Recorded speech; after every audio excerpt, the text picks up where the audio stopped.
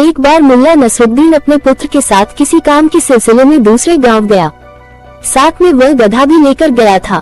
दोपहर तक काम निपटाकर वे सब लौटने लगे। गधा भी साथ ही था, लेकिन मुल्ला और उसका पुत्र पैदल चल रहे थे। कुछ दूर चलने के बाद मुल्ला का पुत्र थक गया। उसे थका देख मुल्ला बोला, बेटा तुम थके हुए जान पड़ते हो, ऐसा करो गधे पर बैठ जाओ। पुत्र गधे पर बैठ गया और मुल्ला साथ साथ पैदल ही चलने लगा। आगे चलने पर एक पेड़ के नीचे उन्हें कुछ लोग झुंड बनाकर बातें करते हुए नजर आए।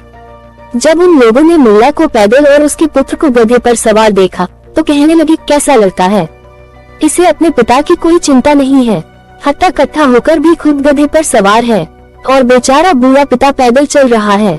बड़ों को इज्जत देने का जमाना ही लग गया है। मुल्ला के पुत्र को ये बात बुरी लगी। वह गधे से उतर गया और मुल्ला से बोला, अब्बा मैं बहुत देर गधे पर बैठ लिया, अब आप गधे पर बैठ जाइए, मैं पैदल चलूंगा। मुल्ला तैयार हो गया और गधे पर बैठ गया। पुत्र पैदल चलने लगा। वे लोग कुछ दूर ही आगे बढ़े थे कि उन्हें फिर कुछ लोग मिल गए।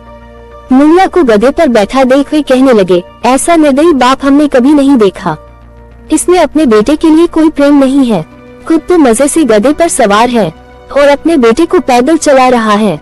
ये सुनकर मुल्ला को बुरा लगा। उसने अपने पुत्र से कहा, बेटा तुम भी गधे पर बैठ जाओ। दोनों ने गधे पर बैठकर अपनी यात्रा जारी रखी। वे कुछ दूर ही आगे बढ़े थे कि उन्हें फिर कुछ लोग मिल गए। मुल्ला और उसके पुत्र को गधे पर सवार देख वे बोले, कितने निष्ठुर लोग हैं, एक बेचारे गधे पर दोनों बैठ गए हैं, गधे का क्या हाल हो रहा है, इसकी इन्हें कोई चिंता ही नहीं है।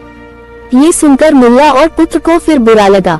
वे दोनों गधे से उतर गए और पैदल ही चलने लगे। जब वे अपने गांव पहुंचे तो वहां मुल्ला को एक परिचित व्यक्ति मिला।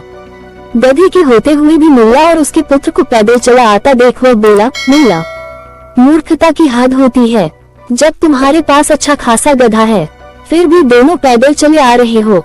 अरे उस पर बैठकर आराम से नहीं आ सकते थे, अपना दिमाग तो इस्तेमाल किया करो। ये सुनकर मुल्ला सोचने लगा कि आप कुछ भी करो, लोग कुछ न कुछ कहते रहेंगे और आपको नासमझ बताते रहेंगे, इसलिए लोगों की बातों पर कान नहीं देना चाहिए।